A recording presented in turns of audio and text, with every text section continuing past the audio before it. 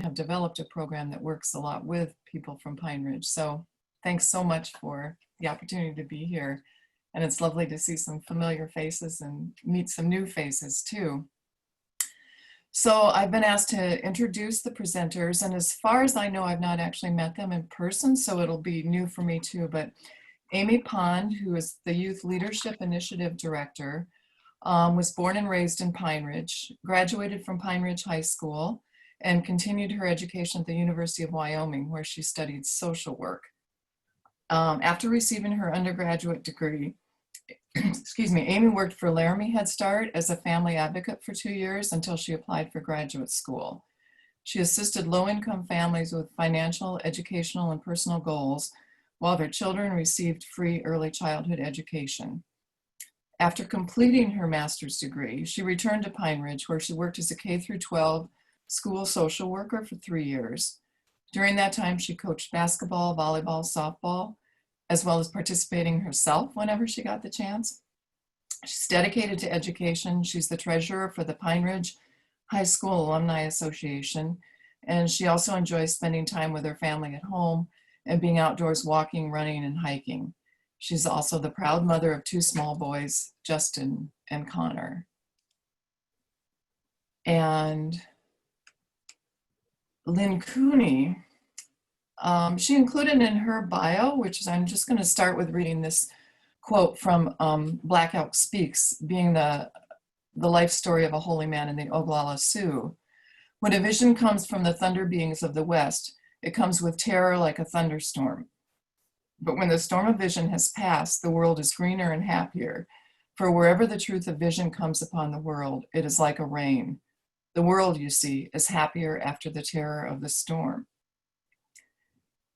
There is happiness after the storm, and Lynn Cooney believes that her work as deputy director at Thunder Valley CDC is a direct reflection of that truth.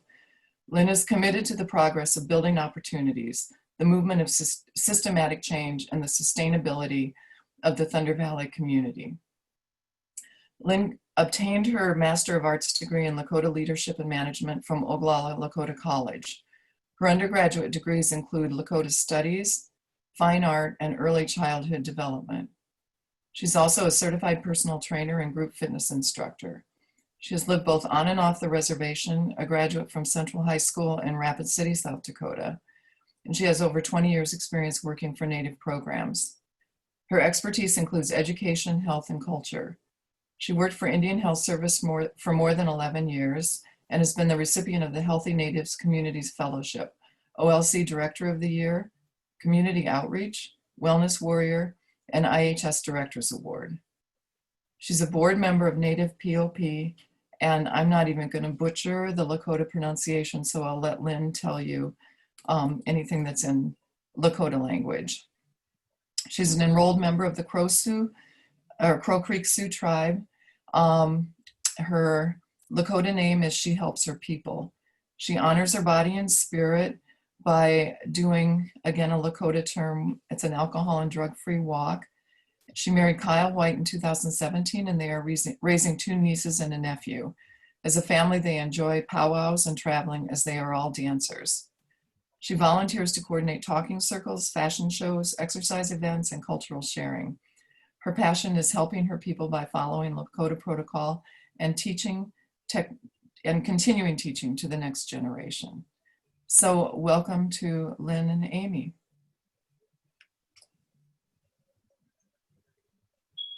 Are you unmuted? Yeah, thank you. It's good to be here. And I think you covered everything in the introduction. We'll go ahead and get started with our presentation.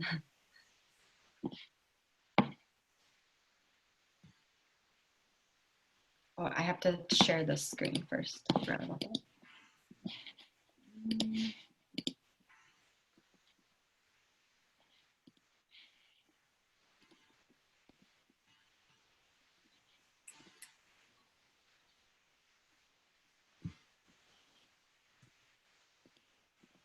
That's good, Amy. We can see it.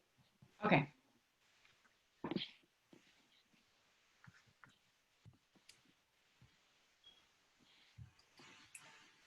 Okay, so I'll go ahead and start. Hihani washte, champe washte, nape chu zapie. Oglala na hupatu dakota hemie. Oyate wiokiawi imachi apie na linkuni. So it's good to see all of you. I said good morning. I greet you with a heartfelt handshake. My name is Ling Kuni. My Lakota name is Oyate Wiokiawi. It means she helps her people. I'm very humbled to be here with you guys today. And I'm just going to start the presentation that we have planned for you guys. So I'm just going to do an overview of our history and our background.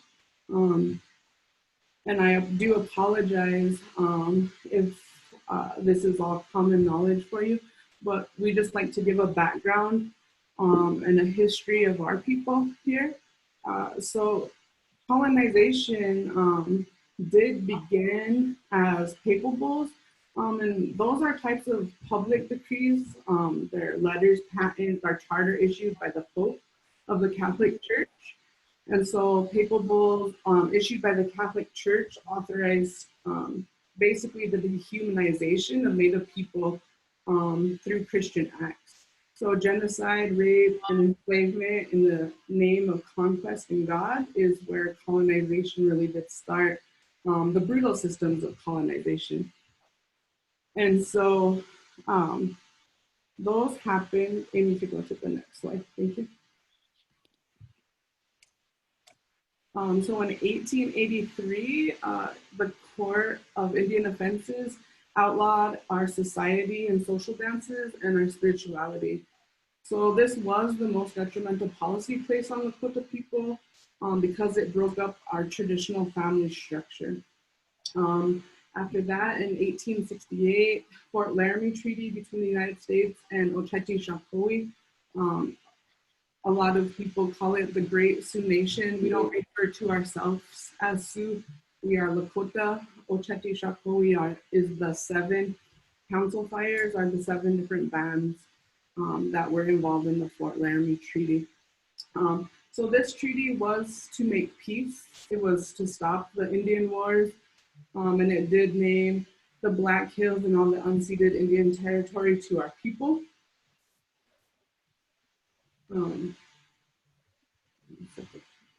There we go. And the U.S. still, despite that treaty, the U.S. still took lands throughout the Black Hills and the state. The United States forced Lakota to stay on the reservation. And so the colonization and oppression continued by means of starvation and lack of any resources. Then that continued once we were on the reservation. The oppression continued by basically stealing our children and taking them to boarding schools. Our boarding schools, they were instructed to kill the Indian and save the man. Lakota children were abused physically, sexually, and emotionally. They were kept away from their family, their spirituality, and their language.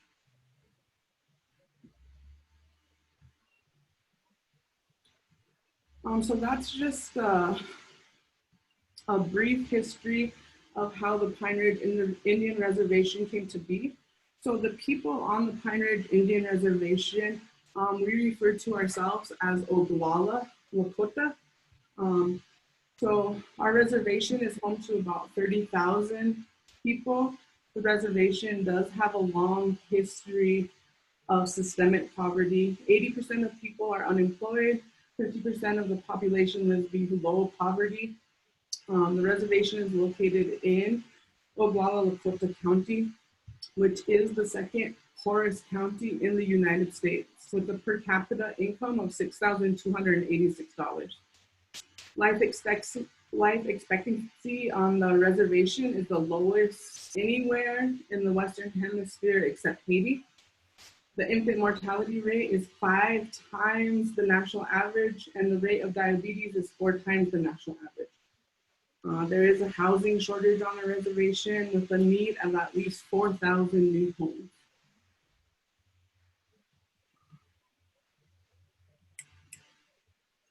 There are 104 teen births for every 1,000 teens ages 15 to 19. Nearly half of children in Oglala Lakota County live in poverty. So these statistics, they depict the reality for the Pine Ridge Reservation. And the reason for these realities is like I talked about before, severe lack of political, economic, and physical and governmental infrastructure to increase rates and development change. So in 2012, Thunder Valley CDC led planning efforts for a regional plan. We completed hundreds of hours of community engagement to collect information on what the community priorities really are. The plan was adopted as the regional planning document for the Oglala Sioux tribe, and it's helped leverage millions of dollars on the reservation.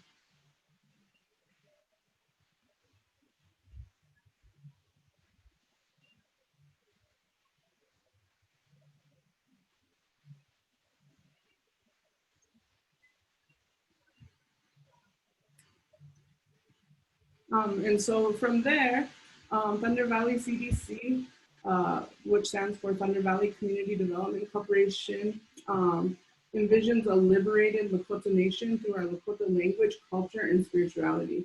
We have developed a comprehensive, innovative grassroots approach to collaborating with empowering Lakota youth and families to improve health, culture, and environment of our communities through the healing and strengthening of our culture identity.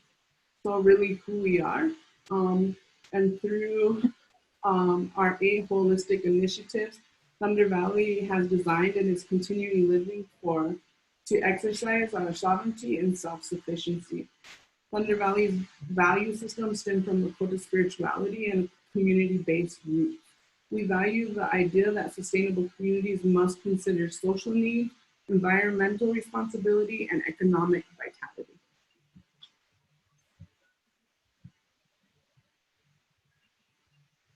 Our programs and initiatives are centered on strengthening, healing, and building community.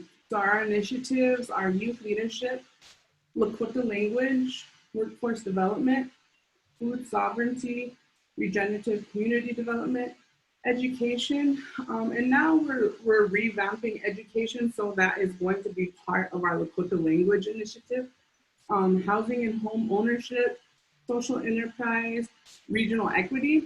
And then what we launched this year is called Lakota Lifeways and Wellness Equity. It's not an initiative, it's actually the root of our own lifeways and spirituality, like I mentioned before. And so Lifeways and Wellness Equity is going to make sure that within each of these initiatives, our Lakota spirituality and ways of life are incorporated into each one of these initiatives. And so we're really able to work on a healing journey for our people and our community.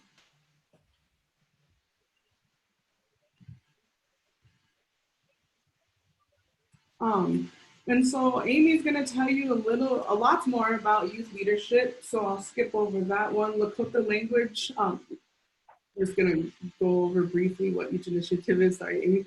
So our Lakota language initiative has really been revamping our Lakota language. It starts with our children. Childcare, we have 2 childcare centers, full immersion. Lakota language is the only thing spoken.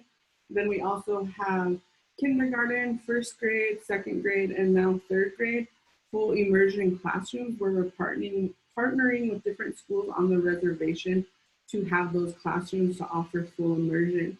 Some really exciting things from that is that the children in our 1st and 2nd grade took the state standard tests, never were taught in English at all, but scored significantly higher than their peers who have been taught in English their whole life.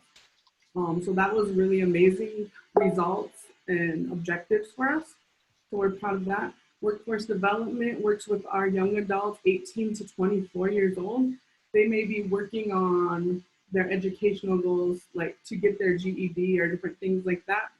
Then we also give them their hard skills and like on-the-job training such as construction. And then we're also doing a holistic approach where they're doing healing and cultural identity within that that program as well. So when they go into the workforce, they're an able, ready person, holistically, a healthy person. Food sovereignty, we have a food demo farm right here on Thunder Valley. We have 500 red hens, so we produce eggs, and then we are able to partner with different schools. Like with COVID, we were able to deliver eggs to our community members. We also have a garden and a greenhouse. And we work within the schools to promote food sovereignty and our own sustainability with food. Regenerative community development is the infrastructure of our community and how it is built. So we do have 21 homes. 7 of our homes are sold with tenants in, and then we have the 12 apartment buildings for rent, and those are all filled as well. So we're moving into the next phase with the next 14 houses. We're hoping to get a LIHTC program going, where it would be a rent to own type of program for the other 14 houses. So that's part of the Housing and Home Ownership Initiative. They do financial counseling with our people, get them ready to buy homes, whether it's here in Thunder Valley or somewhere else on the reservation. Social enterprise works with our small businesses, technical assistance to help get them started and keep them going in our community. Regional equity really works with policy and policy change, and works closely with the tribe. And then I already explained Lakota Lifeways and Wellness really being the root in all of those initiatives. So again, we'll save some time at the end for questions. If you guys have any further questions on any of the history or the background or how Thunder Valley came to be. But I'm really excited for Amy to be able to share what our youth leadership program has been doing. We're really blessed to have Amy. You know, she comes from the Pine Ridge Reservation. She's lived here. She does a wonderful job working with our youth and inspiring them to think about what they want for the future of our reservation and our people. So with that being said, go ahead, Amy. Thanks, Lynn. That was a really good introduction. Yeah, my name is Amy, and I'm glad to be here with you guys and presenting on this. Had some really good conversations with Brian and Carol over the past year, I guess now, working with them in this group, and I'm really excited to be part of this group and learning from you all. So I got started with the Youth Leadership Initiative as a summer job in between summers when I was unemployed at work with my school social worker job. This job was close to home. I live only like 3 miles away from Thunder Valley's offices and development. So that was pretty exciting for me. And it was just so much fun. I started with running the summer youth development program, or they just kind of called it summer youth at that time.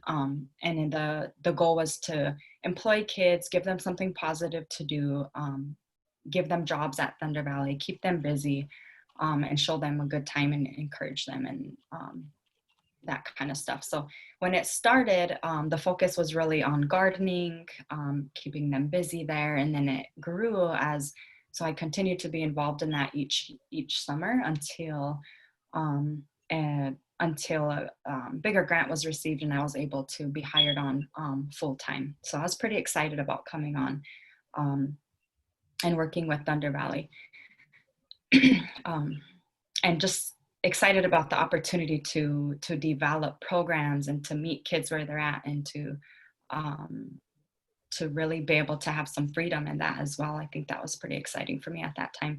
So we're working with, a lot of our kids, due to everything Lynn already mentioned, our kids have really high ACE scores, a lot of toxic stress in their families, multi-generations back.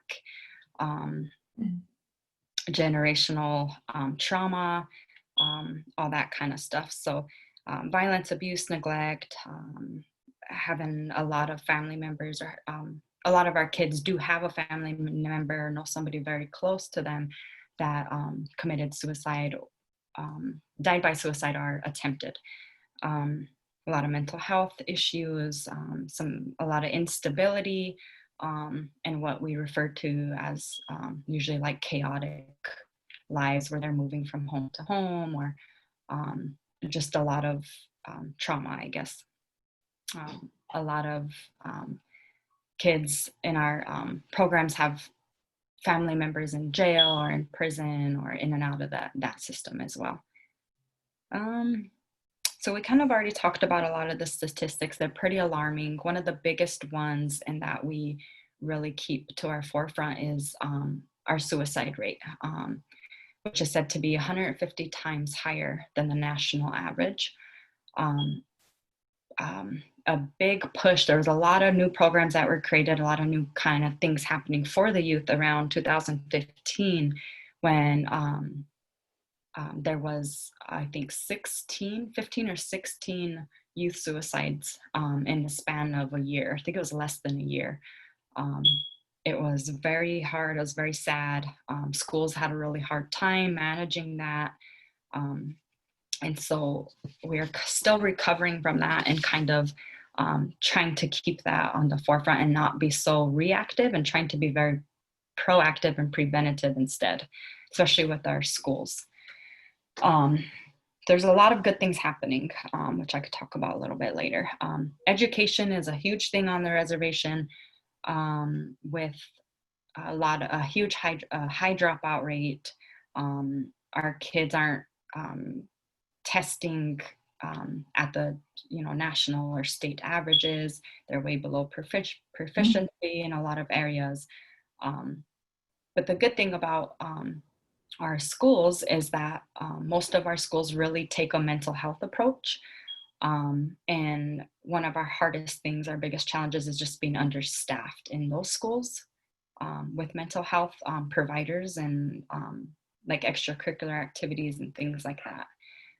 So that's something that at Thunder Valley, I know it's one of our goals, is to kind of help address that, the educational attainment of our kids as a reservation.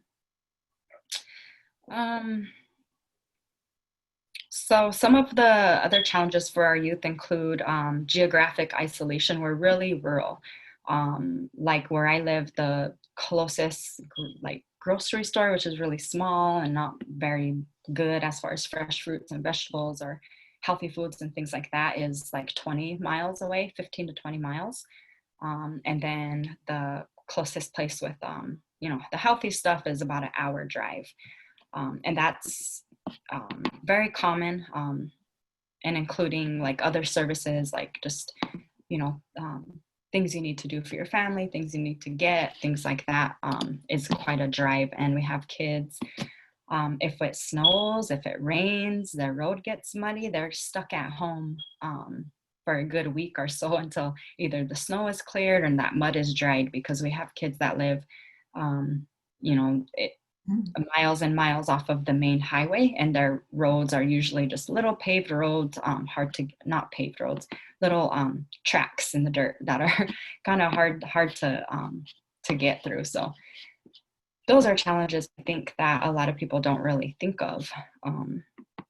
Educational barriers, as I've mentioned, understaffed schools, minimal employment opportunities for youth that want to get a job when they turn 16 or even younger. There's not a lot of options.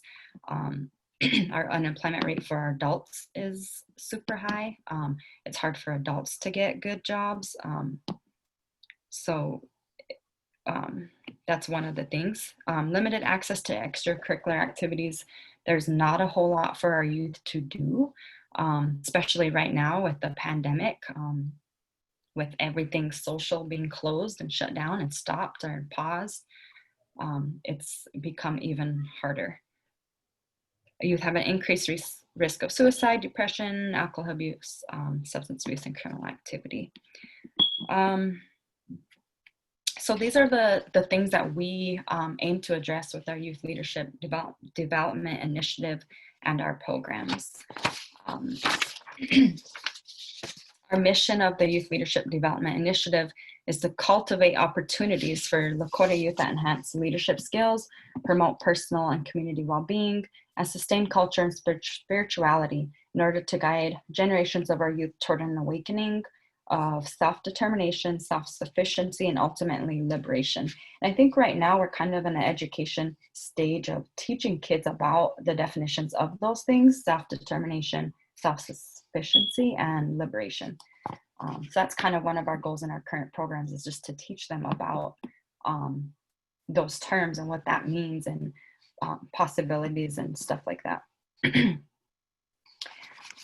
Some of our goals include, making sure that culture is embedded in all the programs and services we offer, and with the lifeways and wellness equity, and those staff and those roles, that'll be a lot easier to help bridge those connections between spiritual leaders and cultural leaders in our communities, to make sure that we are doing everything to keep our culture and spirituality at the forefront of our programs.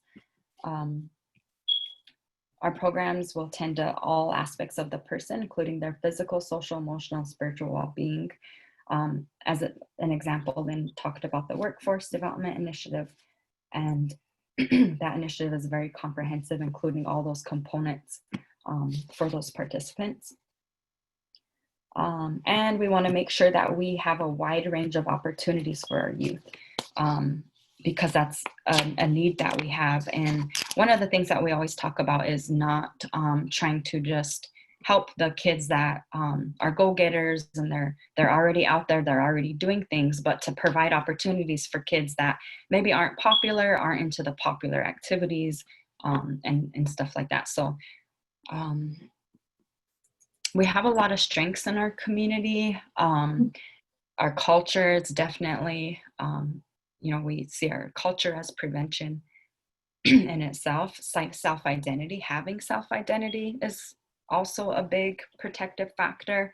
Our big families, extended families, Lakota kinship roles, all of that stuff is important and is a strength. We have a lot of elders, mentors, and role models in our community, especially as I started doing this kind of work and being in the community a lot more and reaching out to community members. I found that out firsthand, that there's so many people willing to help. There's so many people that want to give what they have. Hope, drive, passion of the youth, and their perspective and their resiliency. And something I think that's important to know about Thunder Valley is that it was created by young people with young families wanting to make a future for the youth. And so I'm very proud to be a part of this Youth Leadership Development Initiative, because it's a huge component and it's always seen as one of our most important initiatives and programs. Oops, going the wrong way. This is our logic model. I won't spend too much time talking about it because I want to get into just explaining what programs we do offer, and I have a couple of videos, examples to show. But we do have a logic model. It needs to be updated. Our core competencies are fostering healthy behaviors and habits, developing positive role models, developing self and purpose, and we have outcomes. They're on to the next slides.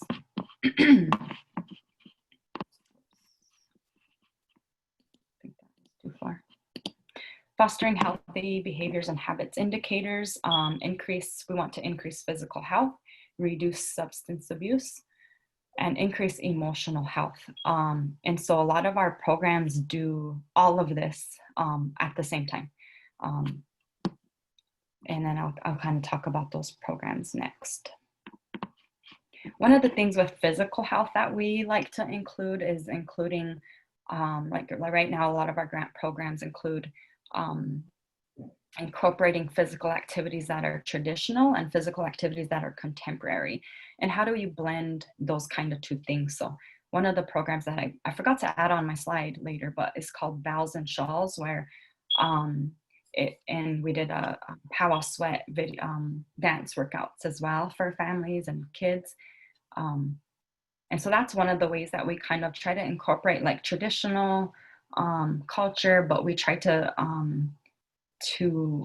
also incorporate like contemporary things that kids like to do. Basketball is a huge one, and I'll talk a little bit about our Lakota Skinjapi program as well.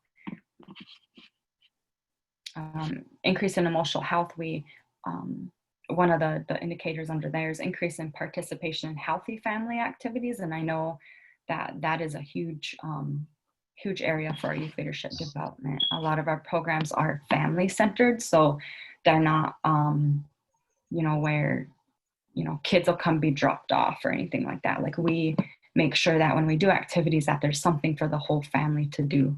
And that's usually how things go around here. When we go places as people, we take our kids. So that's pretty much kind of how everything is. It's kind of just a standard, I guess. This indicator, developing positive role models. So we focus on increasing participants in mentorship activities. So we really try to make sure all of our programs have some component of mentorship, either peer mentorship or adult mentorship or with elders in the community. Strengthening relationships is a huge component. We want to try to de-isolate kids, make them feel a part of the community. Developing self and purpose indicators. So we want to strengthen self-discipline, establish self-identity, increase self-expression. So we try to provide a lot of different things. Like before COVID hit, our plan was to have some open mic nights for kids to come and do poetry, to rap, to do a lot of different things that they like to do, like with a mic. Also, we do a lot of art programming, hands-on activities, all that kind of stuff. I'll kind of skip through. So I like this slide because it has some pretty cool pictures. And I'll just do a quick overview, and then you can ask more questions about any of these programs in our discussion. So that one of our first programs and oldest programs is the Lakota Skinjapi, and this program is focused on increasing social connectedness, increasing role modeling, increasing mentorship, and increasing the use of Lakota language among youth. And we do this by an innovative way. We take high school kids. So we reach out to high schools, we work with high school staff, we have high school kids apply to be a mentor. And they go through, lessons during their lunch hour or after school or whenever possible with us and school staff that we work with to increase their leadership skills, their advocacy skills, and their practice Lakota language, so that when we do the physical activities and those, we're going to get ready to do soccer, hopefully, as soon as we're able. Right now, we're still in a social distancing and not able to meet in large groups, but we've done basketball. We've had a summer golf program, Pee-wee gymnastics, and all those were partnerships with schools and community members and past youth leaders in our program. The Lakota Skinjapi program is pretty cool. The basketball is a huge thing. It's a really good opportunity for families to get involved, for parents to hang out with their kids, and we welcome the parents into the court and into the gym to help us.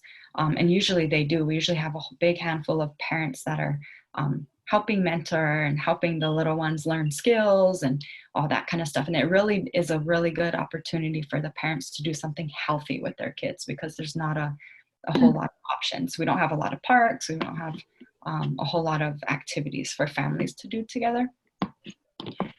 Our Summer Youth Leadership Summer Leadership Academy and our Summer Internship Program are the newer versions of the old summer youth 8-week summer youth program. So we shortened these programs a little bit because we've seen attendance start to drop during the summer for the 8-week program. So we do either a 3-week or a 6-week program during the summer, and they come about 4 days a week, about 6 hours a day. And we take them to sacred site visits in the Black Hills. We start our day with smudging and usually like a gratitude exercise to help them with centering themselves, all that kind of stuff. They're usually pretty well attended. I'll talk about the numbers next. We do community events, mud volleyball, just different activities. A youth council, we're getting started with that very soon. It's a little hard to recruit for that right now with schools being all virtual and online. We have some challenges, you know, reaching out to our youth right now without schools being in session this fall. A middle school camp, last year we hosted a 4 nights, 4-day long middle school camp where we took kids, middle schoolers, to visit sacred sites. We did a lot of other physical activities, hiking, basketball, volleyball, stuff like that. They learned some stories, traditional Lakota stories, so did some oral history as well. That was a pretty popular program. Some fun stories from that one. One of the ones that I forgot to list on this page is our Y Girl Society. And the picture in the middle with the sisters with their hair all braided together, that represents our Y Girl Society. And that picture was actually created by our Wellness and Equity Coordinator, Mary LeBeau. And I think it's beautiful. We're going to work on getting that into being our Y Girl Society logo. So with that program, we are establishing, I don't know why it keeps doing that. We're establishing girl societies, trying to establish them in all of our districts. We got started at Pine Ridge School. We started with our dorm. We do have a dorm in one of our schools where kids can stay throughout the week so that they don't get stuck at home and they can make it to school. They get a lot of support there, a lot of social emotional support, counseling. They do programming for them. It's really a good thing. So we started there with girls. And the idea for that society is to empower girls, teach girls, you know, about Lakota traditions, and ultimately prepare them and teach them about the womanhood ceremony and setting them up with guest speakers and bringing in mentors from the community that can talk about those things. I'm sorry, Lynn. We're getting a little short on time, so if I can get you to speed things up a little bit. Okay. I'll skip over this because I just want to show a couple of videos, just some of the numbers and a quote from one of our youth. That's a picture of our one of our Pee Wee basketball sessions with all our little ones and our high school mentor leading it. And I just want to show a couple examples. I guess they're each about a minute long. Is that okay? I'm not sure how much time we do have.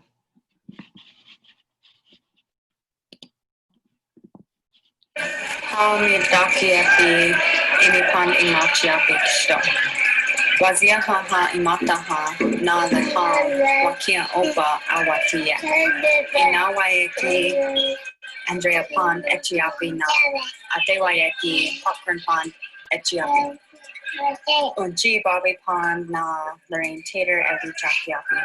Kaka Bud Pond na Wendell Tater Evi Chakiapi. Chante Washtea na Fe Chiuzapi. My name is Amy Pond.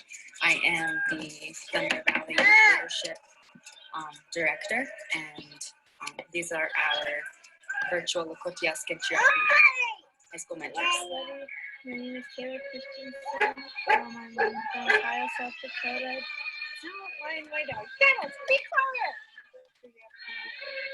Makia Ishnali Imakiapi na Washichuyapi Christensen Imakiapi. Ujutahaka Awati. Inawayeki Lana Christensen Ichiapi na Atewayeki Christensen. Looking up the ultimate. Shugaka Yunjina Omazahara. Manipi Awash Devalake. Ampetuaste Takuyape Kenya Mervo Imatiabisto. Mani Luzaha Imatahan. Inawe ki Cassandra Moore Itiapi Naotawe ki Joe Moore Itiapi. Unchi Debbie Mervo Iwichiapi. Chante Washte Nape Chiuzape Sto. I am a youth mentor for the Thunder Valley Youth Leadership Lakota Skichiapi program. The goal of this program is to encourage youth to speak Lakota and be active. We'll be. Oops, jeez. So sorry if that was a little hard to hear. I have some other videos I'll probably skip over, but I just wanted to show you an example of our youth, you know, kind of putting themselves out there and being vulnerable and really attempting to show the youth good examples. And so the last thing I was going to talk about was just kind of how this connects to the school-based family counseling model. Our programs are innovative, culturally appropriate, community-based. Sometimes we're at schools, sometimes we're at Thunder Valley locations or other locations. We use an intergenerational approach to include all family members and community members, comprehensive and holistic. Culture is our basis for interventions and healing. Then I had a model that kind of just depicts how this is all intertwined. And that's it. I leave some time for questions. Could you go back to the model, Aimee? Yes. Oops.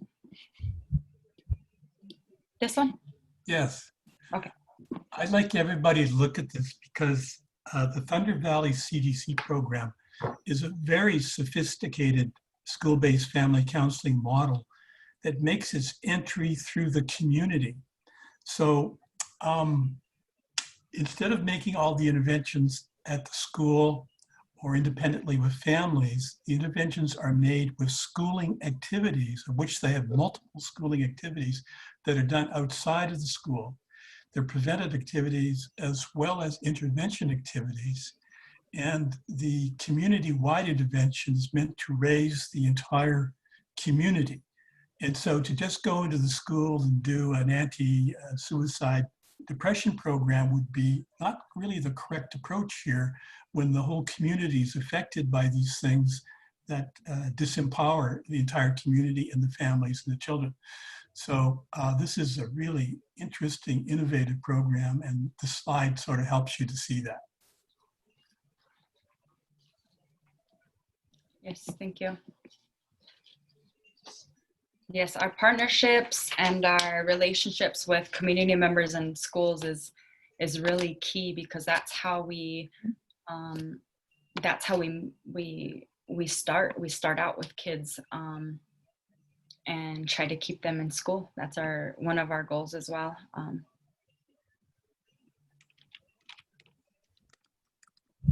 you there, Nancy? I am here. Yeah, I'm Yes. wondering, do we still want to look at the screen, or can we get back to seeing everybody? No, we go back. My internet went out, so I'm not the host. Kathleen is the host, and there we go. Oh. I have only a comment. Congratulations for the work and sharing this work with us. It is very important to rescue your cultural identity. In Argentina, native communities are not taken into account for the government, for example. And there are very few colleagues who address these issues. So this job is very, very interesting, and congratulations again. I have a question, but I would like to open it up to what other people might have questions first. Does anybody else have a question or a comment?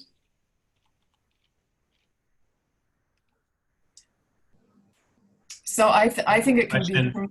oh, I'm go ahead. sorry. Hi, Shashank Joshi from Stamford, California, and really thank you for this presentation and really the work that you've been doing.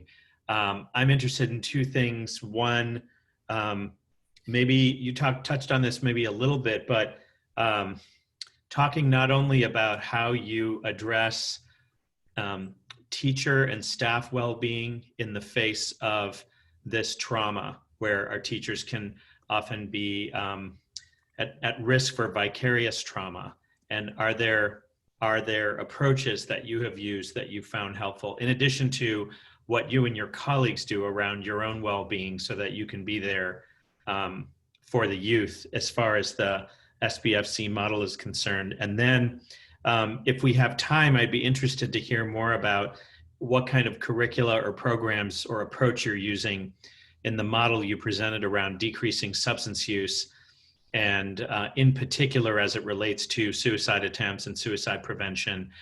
We have been very fortunate to learn from the Low Murrays and the Sources of Strength model, which of course was developed in the Dakotas on the reservation. Sorry, I'm just going to keep the question a little bit shorter now because sure. we're not running out of time. So I Sure. want time to answer the question. So Laura or Lynn, or Amy or Lynn? So self-care and any programs that you found helpful with regard to substance use or suicide prevention. Mm-hmm. So we haven't really, I mean, there's so many suicide prevention programs out there. At Thunder Valley, we kind of, we don't adopt any of them. We've kind of focused on creating our own.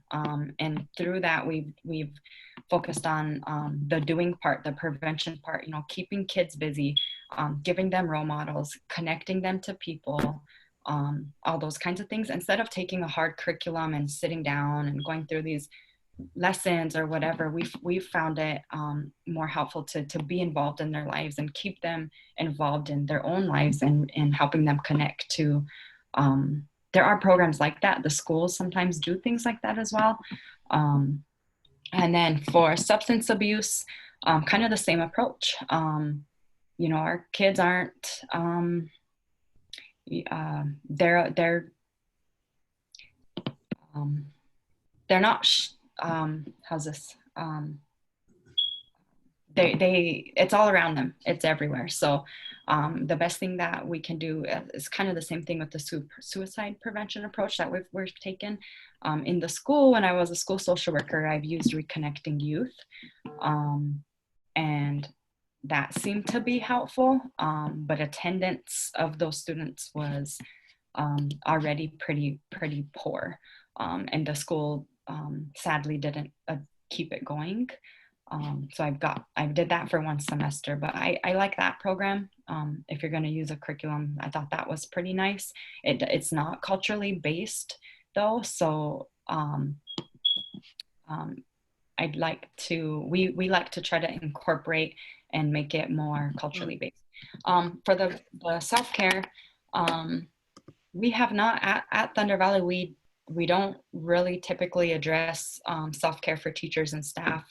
Our school administrations usually do a pretty good job with that. We do a lot of cultural activities in the schools for staff. We've had wiping of tears, like ceremonies for staff at our school when I worked there. For staff and colleagues, I'll let Lynn answer that one.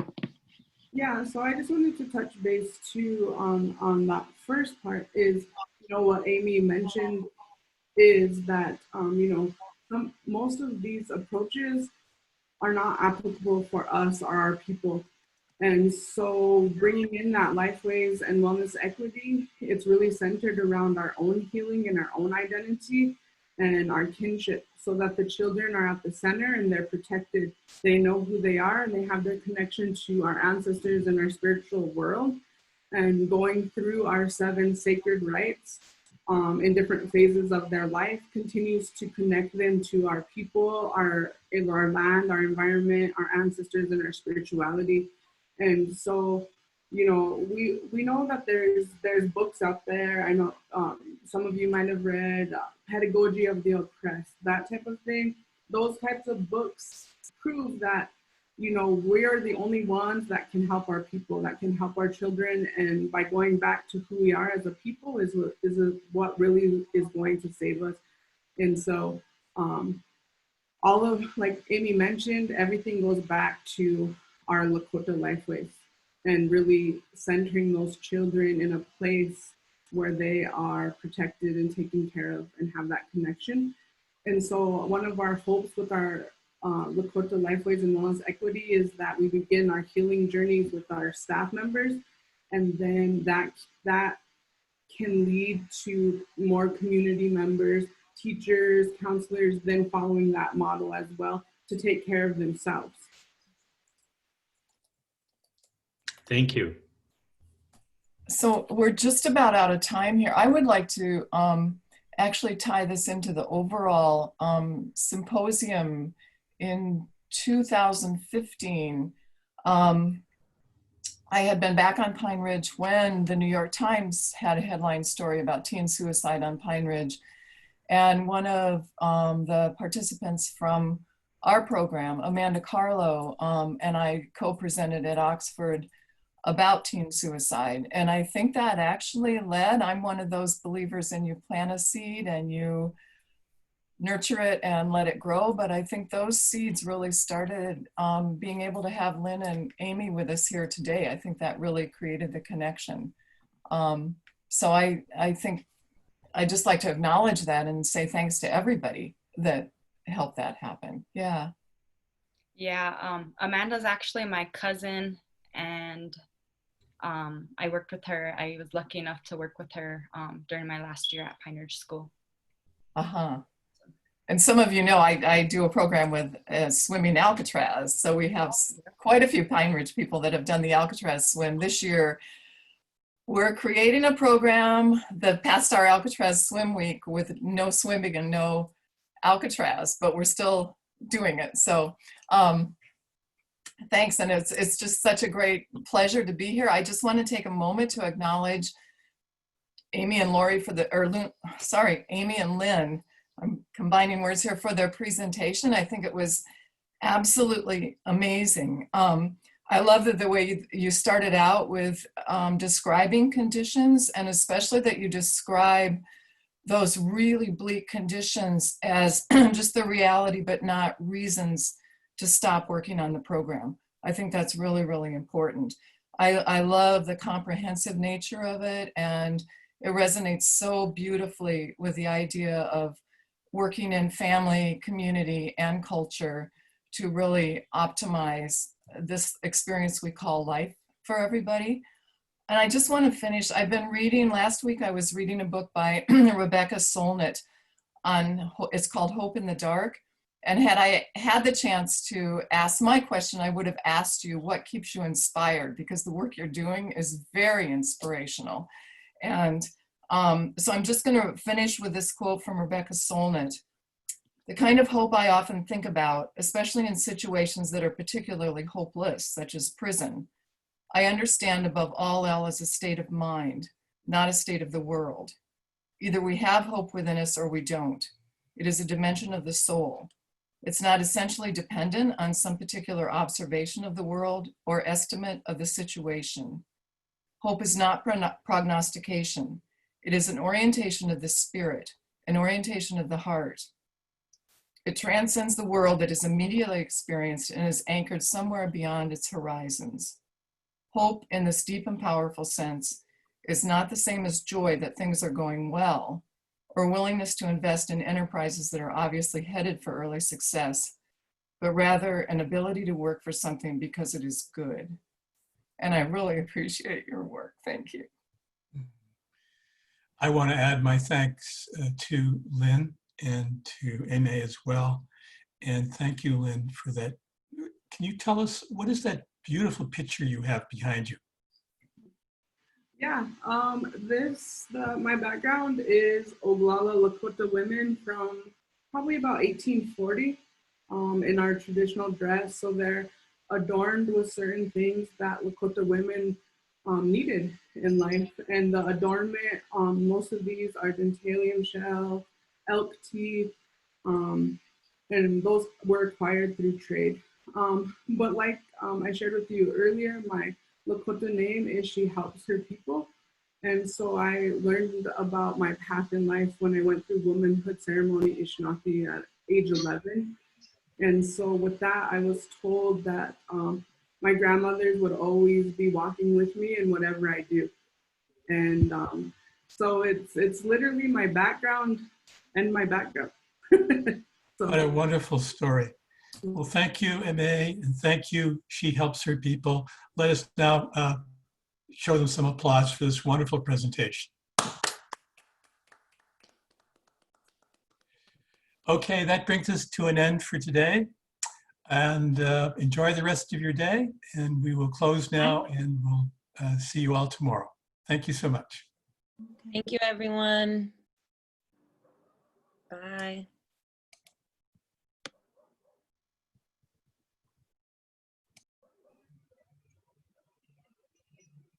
Kathy, I would like to say you that the presentation was wonderful. Maybe I was not clear, but I really would like to express my gratitude for this wonderful presentation you have made. Oh, You and your work, your team, it's really amazing what you are doing. aren't they wonderful?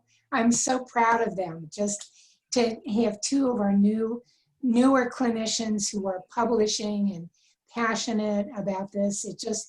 It's very exciting. My heart just is very warm about them. And to have you summarize it, thank you very much. That was lovely. Thank you. It was wonderful, really. Congratulations. Yours was fabulous too. You are such a psychologist. We have to round up Michael and really get going on our scoping review, because I think that will be helpful for people too, to look at, across countries, the effectiveness of what we're doing. Yes, you're right. Well, thank you. Oh, thank you, dear. Bye to all of you and see you tomorrow. Bye. Bye. Bye, Selena. Bye, Sheena. Bye, Kathy. I finally Happy anniversary again. Oh, thank you so much. Thank you. Right. Party now. After we get a generator. Oh my gosh. We all lost power up here. Aaron and I both had to scramble to go elsewhere. Oh my gosh. That was crazy. It was crazy. But it's all good. It's all good. You made it. Warmed my heart. This was wonderful. Yeah. And thank you for hosting, Sheena. Yes. Oh, it's not just me, it's the entire committee. Oh, yeah. Really appreciate it. I was just Sheena, I was just going to double check that you get a good night's rest for tomorrow, because the technology is going to be something I want you to have all ears. Okay. In case I have a glitch or something. Hopefully. I have Alrighty. just in case. So have a good night's sleep. And I Kathy, will. good. And Selena, I'll see you and Rita tomorrow. And have a good night's sleep, everyone. Take care. Bye. Be well. Brian, Bye. did Brian leave? I think he did. Brian left. But are we going to have a moderator catch up or not right now? Maybe, I don't know. We're going to kick you out, Kathleen. I'm going.